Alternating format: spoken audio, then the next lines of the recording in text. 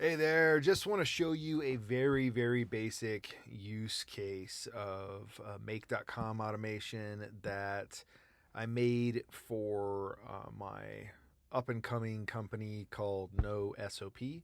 And here is the example of the use case. So we needed to be able to log features in as we're building this product out. We have lots of ideas and lots of features that are above and beyond our MVP. And MVP, if you're unaware, stands for minimum viable product. So it's the first version of the product to get into someone's hands, the potential right client's hands, to see if they even like what we're building, right? Beyond if they like it, what recommendations do they have to make it better? And if we can get into enough clients' hands, then we can get a good idea of who our potential customer will be and what they'll love most about the app itself. So we don't want to distract ourselves during the MVP stage. But we do want to still log all of our cool feature ideas for future. So we created this very basic Google form, and the Google form just says NoSOP.ai future features, and then we log a title, and then we log a description, and then when we hit submit, it ultimately logs it and saves it to a spreadsheet, just a Google sheet. Very simple, right?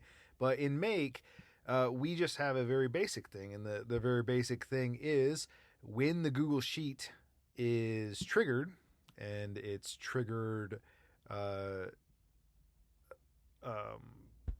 when it's triggered ultimately within Google, it's going to automatically create a Slack message. And the Slack message it's going to create is inside of our NoSOP Slack, and it's going to say, hey, new feature request has been submitted. It's going to format the create time, so the time it was created, and it's just going to have it be hour, minute, and then AM or PM on the create time again. But this time we're just going to take the date, and we're going to say Saturday, this is the day of the week, and then month / day / year, and then by whoever actually submitted it, which is the recipient email. And some of this stuff you can see inside this form, right? You can see the recipient email. That's easy. That's right here.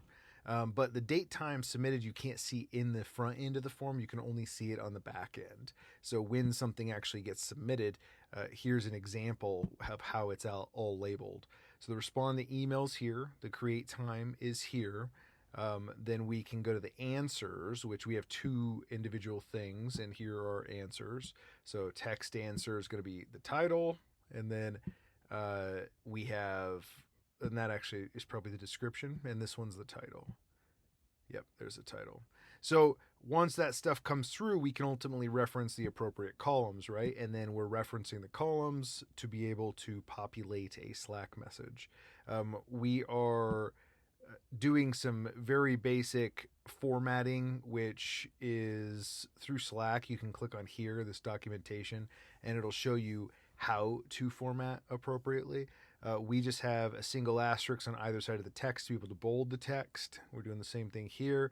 We're populating the title of the feature request, the description, and then we have two links. One link that shows the spreadsheet, and then another link that shows the actual form itself. So here you go. Here's an example of this. If I go to our Slack account and I say, right here, I'm on the Future Features channel, and I have this, a new new feature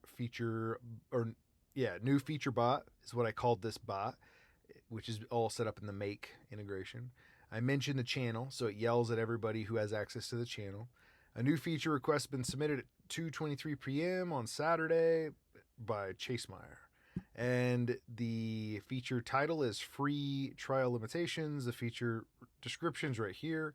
If someone wants to see all the feature requests, they can click there. If they want to add another feature, they click here. So adding another feature takes them to the form, and seeing all the requests takes them to the actual spreadsheet. So that's cool.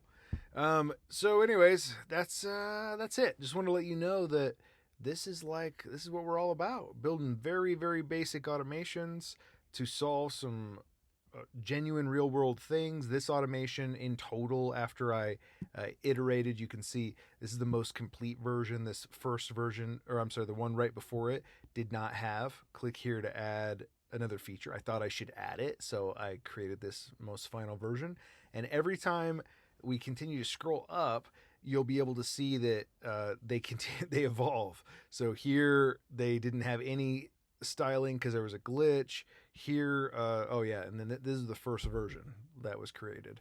So pretty cool that you can just iterate really, really fast. So this total thing to do this, actually building it, the first version probably took like 5 minutes, but then to refine it probably took me a total of like 20, 30 as I was adding features.